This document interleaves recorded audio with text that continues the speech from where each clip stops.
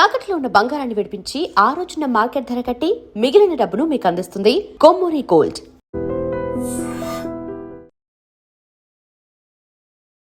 Hyderabad city పోలీసులు చేపట్టిన octopus 2 success అయింది. Hyderabad City Police in the next level Operation Octopus 2.0 has successfully dismantled a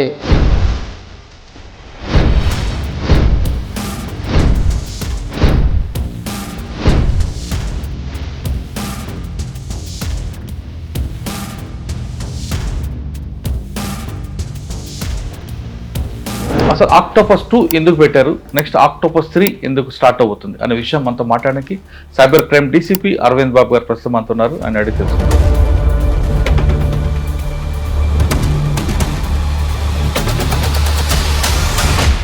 ఈ octopus 2 ఆగిపోకుండా octopus 3కి వెళ్ళడానికి కారణం సైబర్ క్రైమ్లో మన దగ్గర రిపోర్ట్ అవుతున్న కేసెస్ అన్నీ కూడా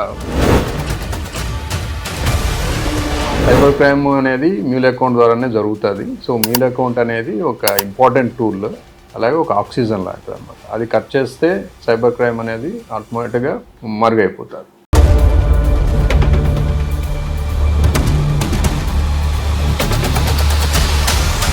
వన్లో ఏమో అకౌంట్ తీసుకున్న వాళ్ళు, 2లో బ్యాంక్ మేనేజర్స్, 3లో ఎవరు ఉంటారు? ఆక్టోపస్ అనేది ఆగదు, ఇది వెళ్తూనే ఉంటుంది. బికాజ్ సైబర్ క్రైమ్ అనేది గ్రేటెస్ట్ థ్రెట్. ఇప్పుడు సమాజంలో ఎక్కువగా పబ్లిక్ వల్నరబుల్గా ఉన్నారు. తర్వాత ఇది ఎవరు అతిథులు కాదు.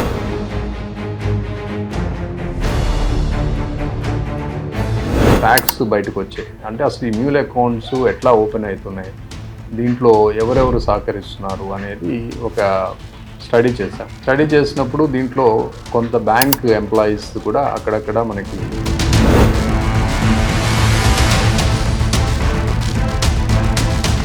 సార్ ఈ మొత్తం ఆపరేషన్ ఆక్టోపస్ 2లో ఎక్కువ ఏ బ్యాంక్ వాళ్ళు నెగ్లిజెన్స్ కనిపించింది? ఆక్టోపస్ 2.0లో చూసినప్పుడు మ్యాక్సిమం ప్రైవేట్ బ్యాంక్స్ ఉన్నాయి ఇందులో.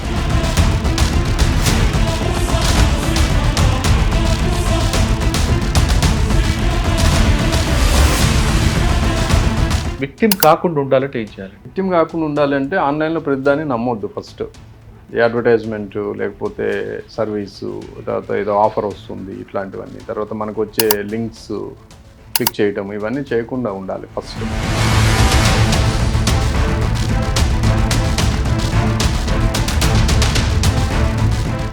Welcome to I dream. Hyderabad city పోలీసులు చేపట్టిన ఆక్టోపస్ 2 సక్సెస్ అయింది. అసలు ఆక్టోపస్ 2 ఎందుకు పెట్టారు, నెక్స్ట్ ఆక్టోపస్ 3 ఎందుకు స్టార్ట్ అవుతుంది అనే విషయం మనతో మాట్లాడడానికి సైబర్ క్రైమ్ డీసీపీ అరవింద్ బాబు గారు ప్రస్తుతం మనతో ఉన్నారు. ఆయన అడిగి తెలుసుకుందాం. సార్ నమస్తే అండి. ఆక్టోపస్ 2 సక్సెస్ అయిందండి. అసలు ఆక్టోపస్ 2 పెట్టడానికి లీడ్ ఎక్కడి నుంచి వచ్చింది? ఈ ఆక్టోపస్ 2 ఆగిపోకుండా ఆక్టోపస్ 3కి వెళ్ళడానికి కారణం? సైబర్ క్రైమ్లో మన దగ్గర రిపోర్ట్ అవుతున్న కేసెస్ అన్నీ కూడా మనము అనాలిసిస్ చేసినప్పుడు సైబర్ క్రైమ్ అనేది మ్యూల్ అకౌంట్ ద్వారానే జరుగుతుంది. సో మ్యూల్ అకౌంట్ అనేది ఒక ఇంపార్టెంట్ టూల్, అలాగే ఒక ఆక్సిజన్ లాంటిది అన్నమాట. అది కట్ చేస్తే సైబర్ క్రైమ్ అనేది ఆటోమేటిక్గా మరుగైపోతుంది. సో ఈ ఉద్దేశంతో మేము ఆక్టోపస్ 1 అనేది స్టార్ట్ చేసాము under the leadership of our Commissioner Sachinar Garu. Hyderabad City Police in the next level Operation Octopus 2.0 has successfully dismantled a pan-India cyber fraud network involving bank officials in a major operation, and we have arrested about 52 persons. So those 52 persons include bank officials, 32 persons, and also we have arrested 15 mule account holders and also 5 account suppliers. So it's unfortunate that the bank officials, without following the due procedures, are allowing the mule accounts to be opened, then given to the mediators, and these accounts are being used by the fraudsters to commit offense. DCP Cybercrime Arvind Babu, ACP Shivamarthi, we have about 16 teams involved in this Operation Octopus 2.0. So దీంట్లో మేము ఏం చేసాము అంటే investment frauds, తర్వాత digital arrest and trading fraud cases తీసుకున్నాము. దాంట్లో ఎక్కువగా amount transaction అయిన అకౌంట్స్, అంటే విక్టిమ్స్ నుండి డబ్బులు ఎట్లా పోయినాయి బయటికి, ఏ అకౌంట్స్కి పోయినాయి, వాటి మీద ఒక అనాలిసిస్ చేసి ఒక 151 అకౌంట్స్ని మేము ఐడెంటిఫై చేసాం. ఈ 151 కేసెస్ డిఫరెంట్ స్టేట్స్లో అవి స్ప్రెడ్ అయి ఉన్నాయి. సో వీటికి సంబంధించి మనము ఒక అనాలిసిస్ చేసుకొని వీటికి ఎవరి పేరు మీద ఉన్నది ఏంటి అనేది అంతా లిస్ట్ అవుట్ చేసుకొని అప్పుడు దాదాపు 19 స్టేట్స్ వరకు మనం పంపించాం. ఒక 32 టీమ్స్ పంపించాం. ఆ 32 టీమ్స్ వెళ్ళి ఆ మ్యూల్ అకౌంట్స్ హోల్డర్స్ని ఎవరి పేరు మీద అయితే ఉన్నాయో వాళ్ళందరినీ అప్రెంట్ చేశారు. దాదాపు 113 మందిని అప్పుడు మనం పట్టుకోవడం జరిగింది. దాంట్లో ఎక్కువగా మీల్ అకౌంట్ హోల్డర్స్ ఉన్నారు. తర్వాత ఈ అకౌంట్స్ని నెక్స్ట్ లెవెల్కి సప్లై చేసే మీడియేటర్స్ని పట్టుకున్నాము. అలాగే అప్పుడు ఒక బ్యాంక్ మేనేజర్, రిలేషన్షిప్ మేనేజర్ని కూడా మనము అదుపులోకి తీసుకోవడం జరిగింది. సో అప్పుడు మనకి ఈ ఇంటరాక్షన్లో తర్వాత వాళ్ళ ఇంటరాగేషన్లో మనకి కొన్ని ఫ్యాక్ట్స్ బయటకు వచ్చాయి. అంటే అసలు ఈ మ్యూల్ అకౌంట్స్ ఎట్లా ఓపెన్ అవుతున్నాయి, దీంట్లో ఎవరెవరు సహకరిస్తున్నారు అనేది ఒక స్టడీ చేశాం. స్టడీ చేసినప్పుడు దీంట్లో కొంత బ్యాంక్ ఎంప్లాయీస్ కూడా అక్కడక్కడ మనకి వాళ్ళ యొక్క నెగ్లిజెన్స్ కనిపించడము, తర్వాత కన్నెవెన్స్ కూడా ఉండటము జరిగింది. సార్ మీరు ఆపరేషన్ 1లో వీళ్ళందరూ పట్టుకున్నారు కదా వేరే వేరే స్టేట్స్కి వెళ్ళి, అంటే వాళ్ళు అరెస్ట్ చేశారా, వాళ్ళ దగ్గర రికవరీ ఉందా? అరెస్ట్ చేసాము, చాలామంది రిమాండ్ అయ్యారు, కొంతమందికి రికవరీ ఉందండి? ఇచ్చాము. రికవరీస్ అంటే ఆల్మోస్ట్ అమౌంట్ అంతా కూడా బయటకు వెళ్ళిపోయింది. బట్ వాళ్ళ పేరు మీద అకౌంట్స్ ఓపెన్ అయ్యి ఇవి ఫ్రాడ్స్టర్స్ ఆపరేట్ చేశారు. సో ఆ యాంగిల్లో మనం వెళ్ళటం జరిగింది. ఒక దగ్గర మనము ఢిల్లీలో ఒకసారి మనం పట్టుకున్నప్పుడు అక్కడ ఒక 20 lakhs వరకు, అరౌండ్ 20 lakhs వరకు క్యాష్ దొరికింది. అంటే వాళ్ళు ఇదే ఆపరేషన్ చేస్తున్నారు, ఫ్రాడ్స్టర్ అమౌంట్స్ అంతా కూడా వాళ్ళు అటు ఇటు మార్చడం ఇవన్నీ జరిగినాయి. సో అదొకటి సీజర్ ఉంది. సార్ 1లో ఎన్ని టీమ్స్ ఫామ్ అయ్యాయండి? మీ టీమ్స్ అందరూ కూడా వెళ్ళిన తర్వాత పట్టుకున్నప్పుడు వాళ్ళందరూ నిజంగా ఇన్నోసెంట్సా లేదా వాళ్ళు కంప్యూటర్స్ ఉన్నారండి? అందరూ మాకు తెలిసే చేశారు. ఇన్నోసెంట్ ఎవరు లేరు, అందరూ కూడా వాళ్ళకి తెలుసు అది డబ్బుల కోసమే అకౌంట్స్ ఓపెన్ చేశారు. అకౌంట్స్ డీటెయిల్స్ వాటి ఆపరేషన్ అంతా కూడా వేరే వాళ్ళకి ఇవ్వటం జరిగింది. సో దీంట్లో అమాయకులు అనేవాళ్ళు లేరు. అమాయకులు అనేవాళ్ళు ఉన్నప్పుడు మనము వేరే పద్ధతిగా వాళ్ళని రికార్డులోకి తీసుకొస్తాం. మొత్తం ఎన్ని టీంలు వెళ్ళాయండి? అప్పుడు 32 టీమ్స్ వెళ్ళినాయి. సో 18 స్టేట్స్కి వెళ్ళారు. సో అది మంచి ఆపరేషన్. సో ఆ సక్సెస్ మీదే మనము ఆక్టోపస్ 2.0ని స్టార్ట్ చేయడం జరిగింది లాస్ట్ మంత్, అంటే ఏప్రిల్లో. ఓకే, 2లో ఎంతమంది టీమ్స్ ఉన్నాయి, అందులో వచ్చిన ఇన్పుట్స్ ఏంటండి? టీమ్ 2.0లో మనము 16 టీమ్స్ చేసాము. టీమ్స్ అన్నీ కూడా దాదాపు 9 స్టేట్స్కి వెళ్ళారు. సో దీంట్లో మెయిన్ ఉద్దేశం ఏంటి అంటే ఎవరెవరైతే బ్యాంక్ ఎంప్లాయీస్ ఈ మ్యూల్ అకౌంట్స్ ఓపెనింగ్కి సహకరించారో వాళ్ళని మనము అప్రెంట్ చేయటము, తర్వాత నెక్స్ట్ ఏం జరిగింది ఏంటి, వాళ్ళు ఏ విధంగా సహకరించారు అనేది మొత్తం రికార్డులోకి తీసుకురావడం కోసం మనము ఈ 16 టీమ్స్ని పంపించాము. వీళ్ళు సక్సెస్ఫుల్గా ఆపరేషన్ కంప్లీట్ చేసి 52 మెంబర్స్ని అప్రెంట్ చేశారు. దాంట్లో 32 మెంబర్స్ బ్యాంక్ రిలేటెడ్ ఎంప్లాయీస్ ఉన్నారు అట్ డిఫరెంట్ లెవెల్స్. అంటే దాంట్లో గ్రౌండ్ లెవెల్లో వెళ్ళి ఫిజికల్ వెరిఫికేషన్ చేసి కేవైసీ వెరిఫై చేసేవాళ్ళు, రిలేషన్షిప్ మేనేజర్స్, బ్యాంక్ మేనేజర్స్ ఇట్లా ఉన్నారు. అంటే వాళ్ళ రోల్ ఎన్నుకుంటుందండి? అంటే ఒక బ్యాంక్ ఒక టార్గెట్ ఉంటుంది, మీరు వాళ్ళ మేనేజ్మెంట్ టార్గెట్ ఇస్తుంది అకౌంట్స్ ఓపెన్ చేయాలని, వాళ్ళు ఓపెన్ చేసుకుంటారు. నో అట్లా కాదు. అంటే ఇప్పుడు ఒక కారు ఉంది, సపోజ్ ఒక ఎగ్జాంపుల్ చెప్తాను. ఒక కారు ఒక వ్యక్తి పేరు మీద ఉంది. సో దాన్ని వాళ్ళు వేరే పర్సన్స్కి వాడుకోవడానికి ఇచ్చారు. ఇచ్చినప్పుడు ఆ పర్సన్స్ దాన్ని అఫెన్స్లో వాడుతారు, ఏదో ఒక అఫెన్స్కి వాడుతారు, కిడ్నాపో మర్డరో దేంట్లో. అప్పుడు ఆ వెహికల్ కూడా క్రైమ్ వెహికల్ అవుతుంది మనకి. సో అట్లా ఇక్కడ ఎవరైతే బ్యాంక్ అకౌంట్ను ఓపెన్ చేసి సైబర్ క్రైమ్ చేయటానికి ఉపయోగించుతారో అప్పుడు ఆ అకౌంట్ కూడా మనకి నేరంలో భాగంగానే అవుతుంది. కరెక్ట్. సో ఈ అకౌంట్ ఓపెన్ చేయడానికి సహకరించిన బ్యాంక్ ఎంప్లాయీస్ వాళ్ళు ఎవరైతే ఉంటారో వాళ్ళు కూడా నేరంలో భాగం అవుతారు. ఓకే, బ్యాంక్ అకౌంట్కి ఓపెన్ చేయాలన్నప్పుడు మేనేజర్ వెరిఫికేషన్ చేస్తారు, వీళ్ళు ఏదో చిన్న ఫైనాన్స్ ఇంకోటి పెట్టుకుంటాం కాబట్టి అకౌంట్ కావాలని అడుగుతారు. వీళ్ళు ఏం చేస్తారనేది బ్యాంక్ వాళ్ళకి తెలియదు కదా, మరి ఉన్నప్పుడు వాళ్ళని ఇలాగే ఇందులో ఇన్వాల్వ్ చేస్తారు. అంటే బ్యాంక్ వాళ్ళకి కొన్ని ఆర్బీఐ గైడ్లైన్స్ ఉంటుంది. డ్యూ డెలిజెన్స్ అంటే అది పర్ఫెక్ట్గా చేయాలి. ఓపెనింగ్ చేసేటప్పుడు scrutiny, document scrutiny, KYC scrutiny, తర్వాత ఫిజికల్ వెరిఫికేషన్ అనేది కంపల్సరీగా చేయాలి, ఎస్పెషల్లీ కరెంట్ అకౌంట్స్ ఓపెనింగ్ చేసి. ఇక్కడ ఏమవుతుందంటే బ్యాంక్ ఎంప్లాయీస్ వాళ్ళకున్న targets, monthly targets, weekly targets ఉండటం వల్ల సరిగ్గా వెరిఫై చేయకుండా ఓపెన్ చేయడం ఒకటి ఉంటుంది. తర్వాత విల్ఫుల్గా నెగ్లిజెంట్గా, అంటే కావాలనే వెళ్లకుండా ఆఫీస్లో కూర్చొని వాళ్ళు ఓపెన్ చేయటము, అంటే క్లీన్ చిట్ ఇవ్వటము జరుగుతుంది. ఇంకొకటి కొన్ని సందర్భాల్లో మనకు వచ్చిన ఇన్ఫర్మేషన్ మనం ఫైండ్ అవుట్ చేసింది ఏంటంటే డబ్బులు తీసుకొని కూడా వాళ్ళు విల్ఫుల్గా ఓపెనింగ్ చేశారు. సో ఈ 3 రకాలు పద్ధతులు జరిగాయి. కానీ 3 రకాల్లో మీరు లాస్ట్ చెప్పింది అది నేరానికి దగ్గర సంబంధం ఉంది. నెగ్లిజెన్సీ అనేది అది వేరే కనిపిస్తుంది. కానీ వాడు ఏదో వ్యాపారం చేసుకుంటాను అకౌంట్ ఓపెన్ చేసినప్పుడు వాడు ఏదో చేస్తాడని బ్యాంక్ కూడా కలగను కదా సార్. లేదు చేయాలి చేయాలా? చేయాలి అది కంపల్సరీగా చేయాలి. అట్లీస్ట్ ప్రెమిసిస్ వెరిఫై చేయాలి. ప్రెమిసిస్లో అసలు నిజంగా వాళ్ళు డాక్యుమెంట్లో చూపించినట్టు బిజినెస్కి సంబంధించిన ఆనవాళ్ళు ఉన్నాయా లేదా ఇవన్నీ చేయాలి. కేవలము ఒక షటర్ ఉండి దానికి ఒక బోర్డు ఉంటే సరిపోదు. దాని లోపల మెటీరియల్ బట్టలు బిజినెస్ చేస్తా అంటే మరి మెటీరియల్ ఉండాలి, బట్టలు ఉండాలి. ఐరన్ బిజినెస్ చేస్తా అంటే ఐరన్ మెటీరియల్ ఉండాలి. అట్లీస్ట్ సమ్ సూచనలు అయితే కనిపించాలి. ఒక దాంట్లో అయితే మేము ఎగ్జామిన్ చేసిన దాంట్లో ఒక జిమ్ ఓపెన్ చేస్తా అని చెప్పేసి తీసుకున్నాడు. ఇయర్లీ టర్న్ ఓవర్ 30 crores పెట్టాడు. ఒక సాధారణంగా ఒక 2-3 రూమ్స్ లేదా ఒక అపార్ట్మెంట్లో ఓపెన్ చేసే జిమ్కి 30 crore టర్న్ ఓవర్ అనేది అది పాసిబుల్ అవుతుందా? సో ఇలాంటి సందర్భాల్లో కూడా ఓపెన్ అయినాయి అకౌంట్స్. సో ఇట్లాంటివి మనం టెక్నికల్గా కూడా వెళ్ళాము. తర్వాత ప్రొసీజర్ వైలేషన్స్ ఏమున్నాయో వెళ్ళాము. తర్వాత విల్ఫుల్ నెగ్లిజెన్స్ ఏముందో చూసాము. తర్వాత డబ్బులు తీసుకున్న కేసెస్ చూసాము. సో అన్ని రకాలుగా చూసిన తర్వాతే మనము దాని మీద లీగల్ యాక్షన్ ఇనిషియేట్ చేయాలి. ఓకే, డబ్బులు ఏ రకంగా తీసుకుంటే కమిషనా ఎలాగండి? చాలా వరకు మామూలు డబ్బులు తీసుకుంటారు, 20,000 30,000 అకౌంట్కి అట్లా. సో అదొకటి. తర్వాత కొన్ని కావాలని వెళ్ళకపోవటము, నెగ్లిజెంట్గా బిహేవ్ చేయటము అనేది చేశారు. సార్ ఈ మొత్తం ఆపరేషన్ ఆక్టోపస్ 2లో ఎక్కువ ఏ బ్యాంక్ వాళ్ళు నెగ్లిజెన్స్ కనిపించింది? ఆక్టోపస్ 2.0లో చూసినప్పుడు మ్యాక్సిమం ప్రైవేట్ బ్యాంక్స్ ఉన్నాయి ఇందులో. ఈ ప్రైవేట్ బ్యాంక్స్లో ఎక్కువగా ఓపెన్ అయినట్లు ఉన్నాయి. తర్వాత వీళ్ళు కూడా కన్వెన్స్ కూడా మనకి నెగ్లిజెన్స్ కూడా ఈ బ్యాంక్స్ నుండే కనిపిస్తుంది. సార్ నేషనలైజ్ బ్యాంకులు కూడా ఉన్నాయి అందులో? నేషనలైజ్ బ్యాంక్ ఒకటి ఉంది. సో మిగతావన్నీ కూడా మనకి 2.0లో సక్సెస్ అయింది కదా, దీని తర్వాత 3కి వెళ్తారా లేదా అక్కడితో ఆపుతారా? 3 ఆల్రెడీ ప్లాన్ చేసాము, 3 కూడా చేస్తాము. బేస్డ్ ఆన్ దట్ ఇంకా ముందుకైతే వెళ్తాము.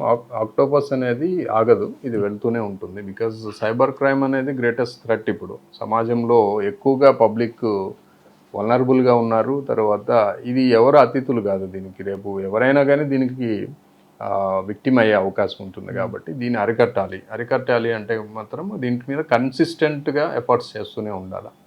సో కేవలము రియాక్టివ్ పోలీసింగ్ కాకుండా ప్రొయాక్టివ్ పోలీసింగ్ కూడా చేయాలి. కాబట్టి మేము ఇట్లా ఒక్కొక్క వర్షన్లో ఒక్కొక్క టాపిక్ తీసుకొని ఈ సైబర్ క్రైమ్ నెట్వర్క్స్ని బ్రేక్ చేయాలనే ఉద్దేశంతో చేస్తాం. ఓకే, 1లో ఏమో అకౌంట్ తీసుకున్న వాళ్ళు, 2లో బ్యాంక్ మేనేజర్స్, 3లో ఎవరు ఉంటారండి?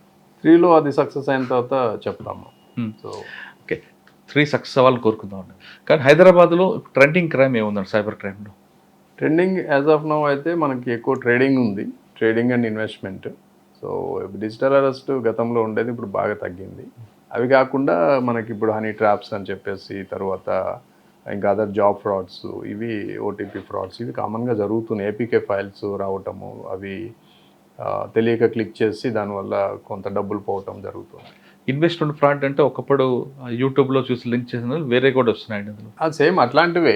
అది ఇప్పుడు క్రిప్టో కరెన్సీలో పెట్టండి, క్రిప్టోలో బాగుంది, తర్వాత స్టాక్ ఎక్స్చేంజెస్లో పెట్టండి అని చెప్పేసి ఇట్లా చెప్తున్నారు. సో ఇవన్నీ కూడా ఫ్రాడ్యులెంటే. నిజంగా వాళ్ళు ఏం బిజినెస్ చేయరు, విక్టిమ్స్ దగ్గర నుండి డబ్బులు తీసేసుకొని ఏదో ఒక మ్యూల్ అకౌంట్కి డబ్బులు ట్రాన్స్ఫర్ చేయించి మాయమైపోతారు. సో ఇవన్నీ కూడా బట్ చెప్పడం ఏంటంటే క్రిప్టో ట్రేడింగ్ చేస్తాము, లేకపోతే స్టాక్ ట్రేడింగ్ చేస్తాము, ఇట్లా డిఫరెంట్ చెప్తా ఉన్నారు.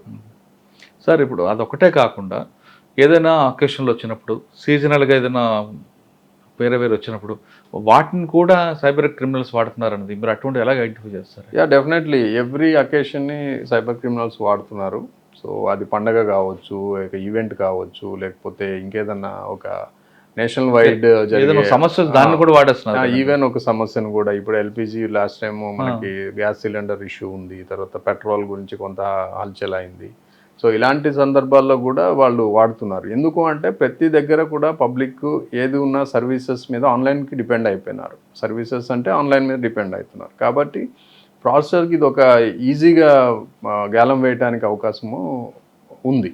కాబట్టి ప్రతి అకేషన్ని వాళ్ళు వాడు. వీటిలో మనం పబ్లిక్ మోసపోకుండా ఉండాలంటే ఏం చేయమంటారు? పబ్లిక్ మోసపోకుండా ఉండాలి అంటే మనము ఆన్లైన్ యాక్టివిటీ అయితే మానలేము, బికాజ్ అది అలవాటు పడిపోయాము, ఇప్పుడు వెనక్కి వెళ్ళలేము. అయితే పబ్లిక్ ఆన్లైన్లో ఎటువంటి పేమెంట్స్ చేసినప్పుడు, సర్వీసెస్ తీసుకుంటున్నప్పుడు, లేదా కస్టమర్ కేర్ నుండి ఏమైనా హెల్ప్ తీసుకుంటున్నప్పుడు 1-2 సార్లు ఆలోచించాలి. ఆ నంబర్ కరెక్టా కాదా వెరిఫై చేసుకున్న తర్వాతే వాళ్ళతో కాంటాక్ట్ చేయాలి. తర్వాత ఇట్లా ట్రేడింగ్ అని ఏదైనా ఆన్లైన్లో వచ్చినప్పుడు కూడా అది కరెక్టా కాదా వెరిఫై చేయాలా, అసలు అది నిజంగా ఉందా, ఫర్మ్ ఉందా లేదా తెలుసుకోవాలా. తర్వాత ఆ పర్సన్ ఎవరున్నారు ఏంటనేది పర్సనల్గా తెలుసుకోకుండా వర్చువల్గా పోతే మాత్రం ఇబ్బంది అవుతుంది. కాబట్టి మేము చెప్పేది ఏంటంటే థింక్ బిఫోర్ యూ యాక్ట్. ఒకటికి రెండు సార్లు ఆలోచించండి. ఆన్లైన్లో ఏ యాక్టివిటీ చేసినా కానీ ఒకటికి రెండు సార్లు మీరు ఆలోచిస్తే చాలా వరకు మీరు బయటపడతారు. విక్టిమ్ కాకుండా మిమ్మల్ని మీరు కాపాడుకుంటారు. సార్ ఒకవేళ విక్టిమ్ అయ్యాం అనుకుంటా రికవరీ ఉంటుంది అసలు? రికవరీ అనేది గోల్డెన్ అవర్ అనేది ఒకటి ఉంటుంది. ఇమీడియట్లీగా వాళ్ళు రిపోర్ట్ చేస్తే, అంటే ఫ్రాడ్ అయింది అని తెలుసుకున్న వెంటనే రిపోర్ట్ చేస్తే రికవరీకి ఛాన్సెస్ ఎక్కువ ఉంటాయి. అది డిలే అయ్యే కొందికి డబ్బులు సిస్టమ్ నుండి బయటకు వెళ్ళిపోతుంది కాబట్టి రికవరీ అనేది కష్టం అవుతుంది. ఒకవేళ గోల్డెన్ అవర్లో రిపోర్ట్ చేశారనుకోండి, ఒక దగ్గర మీరు అమౌంట్ ఫ్రీజ్ చేస్తారు. ఫ్రీజ్ చేశాక ఆ కేసులో ఇంకా వేరే వేరే స్టేట్లో కేసుల్లో కూడా అదే క్రిమినల్ పాల్గొంటే మరి దాన్ని ఆ అమౌంట్ ఎలా మీరు డివైడ్ చేస్తారు? అంటే మీకన్నా ముందు వేరే స్టేట్లో వాడు ఇన్వాల్వ్ అయ్యి ఉన్నాడు అనుకోండి. ఉండొచ్చు. ఒక మ్యూల్ అకౌంట్ మీద 4-5 కేసులు ఉండొచ్చు. ఎందుకంటే 4-5 విక్టిమ్స్కి సంబంధించిన డబ్బులు అందులోకి వస్తాయి కాబట్టి. ఇప్పుడు ఒక కేసు మా దగ్గర ఉంటే ఒకటి మహారాష్ట్రలో ఉంటుంది, ఒకటి బెంగళూరులో ఉంటుంది, ఒకటి ఢిల్లీలో ఉంటుంది. సో ఎవరు వాళ్ళు రిజిస్టర్ చేసుకుంటారు, లేక కొన్ని రిజిస్టర్ అవుతాయి, తర్వాత కొన్ని డిలేడ్గా రిజిస్టర్ అవుతాయి. అట్లా ట్రేస్ చేసిన దీంట్లో మీరు ఫస్ట్ వస్తారు, అప్పుడు ఏం చేస్తారు? ఫస్ట్ వస్తే మాకు ఇచ్చేస్తారు. When court order is given to the bank to release the amount, వాళ్ళు ఇస్తారు. కానీ అదే నేరస్ట్లో వేరే వేరే స్టేట్లో ఉన్నాడు, అది కూడా మాదే అని కొంతమంది క్లెయిమ్ చేస్తారు కదా. చేస్తారు కానీ కోర్టుకి మనము ప్రూఫ్స్ అన్ని చూపించి ఇది విక్టిమ్ దగ్గర నుండి ఈ డబ్బులు ఇక్కడికి వెళ్ళినాయి, ఇక్కడ బ్లాక్ అయింది అని మనము ఆ చైన్ ప్రూవ్ చేయాలి. ఆ చైన్ ప్రూవ్ చేసినప్పుడు కోర్టు కన్విన్స్ అయిన తర్వాత మనకి ఇస్తుంది. ఎవరైతే ఫస్ట్ వెళ్తారో వాళ్ళకి ఆటోమేటిక్గా డబ్బులు వెనక్కి వచ్చేస్తాయి. సెక్స్టార్షన్, హనీ ట్రాప్, వాటి మీద మీకు వచ్చిన కంప్లైంట్ చెప్పండి. సెక్స్టార్షన్, హనీ ట్రాప్స్ కామన్గా జరుగుతున్నాయి. ఇది చాలా వరకు రిపోర్ట్ కావట్లేదు. ఎందుకు అంటే ఇవి కొంతమంది బయటకు చెప్పుకోవట్లేదు, పరువు పోతుంది అనేది. సో మన అబ్జర్వేషన్ ఏంటి అంటే ఎక్కువగా మిడిల్ ఏజ్డ్ అండ్ కొంచెం పెద్దవాళ్ళు ఎక్కువగా వీటికి గురవుతున్నారనేది మాకు ఒక అంచనా ఉంది. ఎందుకు అంటే ఇప్పుడు ఫేస్బుక్, ఇన్స్టాగ్రామ్లో చాలామందిని ఫాలో అవుతున్నారు. దీంట్లో చాలా ఫేక్ ప్రొఫైల్స్ ఉన్నాయి, especially women related profiles. So వీటిలో ఏమవుతుందంటే వీళ్ళు ఎమోషనల్గా కనెక్ట్ అవ్వటము, చాటింగ్, తర్వాత ఫోన్ కాల్స్ ఇవి మాట్లాడిన తర్వాత వన్ ఫైన్ డే వాళ్ళతో ట్రస్ట్ బిల్డ్ అయిన తర్వాత వీళ్ళని ఏం చేస్తున్నారంటే ఇన్వెస్ట్మెంట్ అని, ట్రేడింగ్ అని, మళ్ళీ సేమ్ ఇట్లా ఉంది, బాగుంటుంది, మేము చేస్తున్నాము, మా అంకుల్ చేస్తున్నారని చెప్పేసి మాయ మాటలు చెప్పేసి డబ్బులు వేయించుకుంటే మాయమైపోవటం జరుగుతుంది. అది హనీ ట్రాప్ అనేట్లుంటుంది.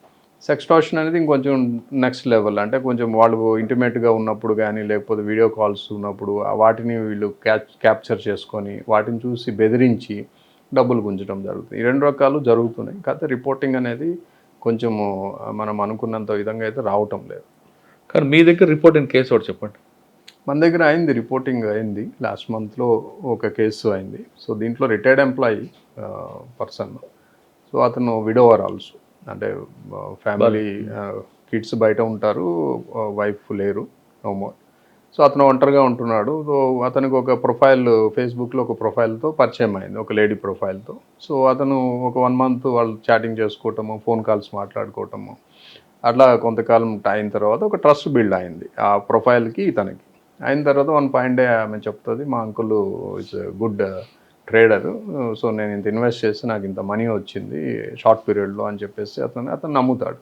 నమ్మి వాళ్ళు అడిగినంత వరకు వాళ్ళు ఇచ్చిన బ్యాంక్ అకౌంట్స్కి ఇతను అమౌంట్ ట్రాన్స్ఫర్ చేస్తాడు. సో చేసిన తర్వాత కొంత కాలం తర్వాత మీకు డబ్బులు ఎక్కువైనాయి, రెట్టింపు అయింది, అది ఇది అని చెప్పి ఇంకా ఎక్కువ డబ్బులు వేయించుకున్న తర్వాత ఒకసారి ఇతను అది ఎంత ఉంది అని చూసుకొని తర్వాత విత్డ్రా చేసుకోవాలనుకున్నప్పుడు అదంతా కూడా ఫేక్ అని తెలుస్తుంది. సో అప్పుడు రియలైజ్ అయ్యి మన దగ్గరికి వచ్చి కంప్లైంట్ చేస్తారు. సో ఇట్లాంటివి జరుగుతున్నాయి. సార్ డిజిటల్ అరెస్ట్ ఉందా లేదా? అసలు డిజిటల్ అరెస్ట్ అనేది లేదు. There is no legal term called digital arrest. ఆ ప్రొసీజరే లేదు మనకి. సో అదంతా అబద్ధము. ఫ్రాడ్స్టర్స్ ఈ విక్టిమ్స్ని భయభ్రాంతులకు గురి చేయడానికి, వాళ్ళ దగ్గర నుండి మనీ ఎక్స్ట్రాక్ట్ చేయడానికి ఇటువంటి పదాలు వాడి వాళ్ళని కంట్రోల్లోకి తీసుకొని ఈ ఫ్రాడ్స్ చేస్తున్నారు. సార్ ఆక్టోపస్ 1 సక్సెస్ అయింది, 2 సక్సెస్ అయింది. మీ వాళ్ళు టీంకి వెళ్తుంటారు. మీ టీము వేరే స్టేట్కి వెళ్ళినప్పుడు అక్కడ లోకల్ పోలీస్ సపోర్ట్ చేస్తుంటారా? వీళ్ళు ఎదుర్కొన్న కష్టాలు ఎలా ఉంటాయి? ఉంటుంది. అంటే లోకల్ సపోర్ట్, పోలీస్ సపోర్ట్ ఉంటుంది జనరల్గా. కొన్నిసార్లు ఏంటంటే అక్కడ వెళ్ళే లొకాలిటీని బట్టి కొన్ని ఇష్యూస్ ఉంటుంది.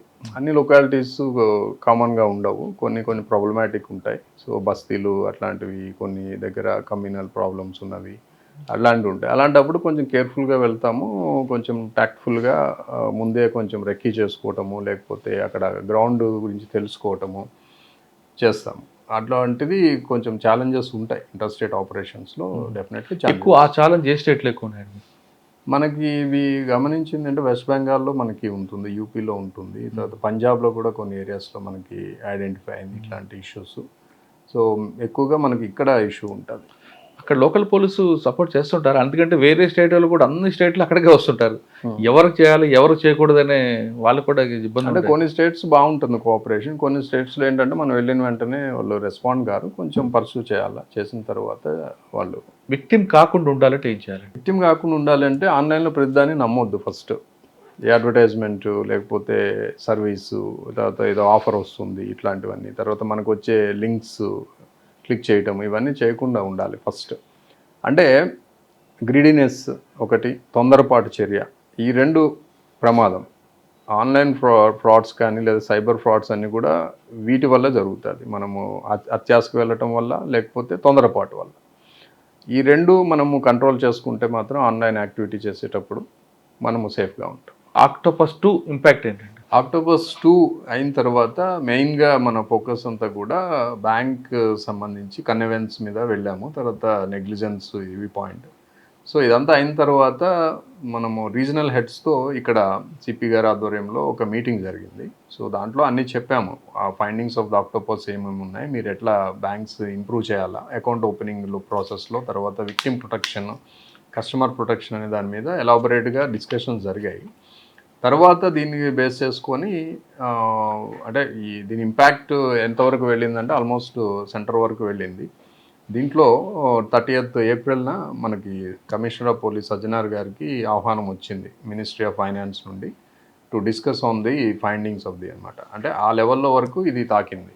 సో ఇప్పుడు ఏమవుతుందంటే ఆ రోజు మేము వెళ్ళినప్పుడు ఆల్ బ్యాంకర్స్ వచ్చారు, సిపి గారు వచ్చారు, తర్వాత ఆల్ బ్యాంక్ హెడ్స్ వచ్చారు, ఆర్బీఐ అండ్ సిబిఐ, తర్వాత డిఫరెంట్ బ్యాంకింగ్ సర్వీస్ వాళ్ళందరూ కూడా వచ్చారు. ఇది హై లెవెల్ మీటింగ్. దీంట్లో ఆల్మోస్ట్ మనం ఫైండింగ్స్ అన్ని కూడా సిపి గారు వాళ్ళకి ఎక్స్ప్లెయిన్ చేయడం జరిగింది. సో వాళ్ళు కూడా అనుకూలంగా స్పందించారు. ఆర్బీఐ అండ్ గవర్నమెంట్ కూడా వీటి మీద దృష్టి పెడతాము, వీటిని అంటే మ్యూల్ అకౌంట్స్ లేకుండా చేయడానికి కృషి చేయాలనే దాని మీద మీటింగ్ జరిగింది. సో ఇంపాక్ట్ అనేది సెంటర్ వరకు వెళ్ళింది. అదే కాకుండా ఇప్పుడు మేము చేసిన దాన్నే రోల్ మోడల్గా తీసుకొని అదర్ పోలీస్ యూనిట్స్ కూడా ఇప్పుడు బ్యాంకర్స్ రోల్ను కూడా ఎగ్జామిన్ చేయడం స్టార్ట్ అయింది.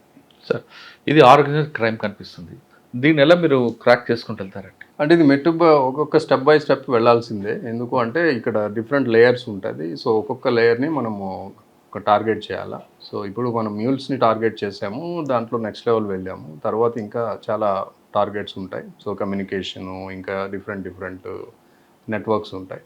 సో అవన్నీ కూడా మేము ఐడెంటిఫై చేసుకొని స్టెప్ బై స్టెప్ ఈ ఆక్టోపస్ కింద తీసుకొని టేకప్ చేయడం జరుగుతుంది. క్రైమ్ జరిగిన తర్వాత కింద నుండి మూలాల నుంచి పై వరకు ఎన్ని లేయర్స్ అన్ని క్రాక్ చేసుకెళ్తారా? మ్యాక్సిమం వెళ్ళాల్సిందే. ఎందుకు అంటే ఇది ఆర్గనైజ్డ్ క్రైమ్ కాబట్టి ఏ లెవెల్ వరకు దీంట్లో ఇన్వాల్వ్ అవుతున్నారో ఆ లెవెల్ వరకు మనం వెళ్ళకపోతే అది బంద్ కాదు. సో అంటే మేము వెళ్ళగలిగినంత దూరం అయితే వెళ్తున్నాము. కానీ మీరు చివరి వరకు వెళ్ళాలంటే అది వేరే దేశంతో ఉంది కాబట్టి జరిగే పని అంటారు. అవసరమైతే వెళ్తాము. We'll explore the legal provisions ఏమున్నాయి, తర్వాత ఇంటర్నేషనల్ లాస్ ప్రొవిజన్స్ ఏమున్నాయి, తర్వాత ఎంలాట్స్ ఏమున్నాయి, వీటన్నిటి ప్రకారము విల్ గో. సో అవకాశం ఉంది లీగల్గా ఎట్లా వెళ్ళగలమో అట్లా వెళ్తాం. పబ్లిక్ విక్టిమ్ కాకుండా ఉండాలంటే ఏం చేయాలి? సేమ్ అంతే, ఆన్లైన్లో యాక్టివిటీ చేసినప్పుడు లేకపోతే మనకి మెసేజెస్ వచ్చినప్పుడు తొందరపాటు చర్యతో ఏది క్లిక్ చేయొద్దు, తర్వాత ప్రతిదీ నిజమనే నమ్మొద్దు. సో ఈ తొందరపాటు చర్య వద్దు, అత్యాశ వద్దు, ఈ రెండింటికి దూరంగా ఉంటే మనం సేఫ్గా ఉంటాం. ఆఫ్లైన్లో ఎంత అలర్ట్గా ఉంటామో ఆన్లైన్లో అంతకన్నా ఎక్కువ అలర్ట్ ఉండాలంటున్నారు అరవింద్ బాబు గారు. ఒకవేళ తేడా వస్తే ఇబ్బంది పడేది మీరే అంటూ ఆయన హెచ్చరిస్తున్నారు. ఇది ఈ వారం అరవింద్ బాబు గారితో వ్యక్తులు ఇంటారు. వచ్చే వారం మరొక ఇస్తాం, మళ్ళీ కలుద్దాం. అంతవరకు నమస్తే సార్.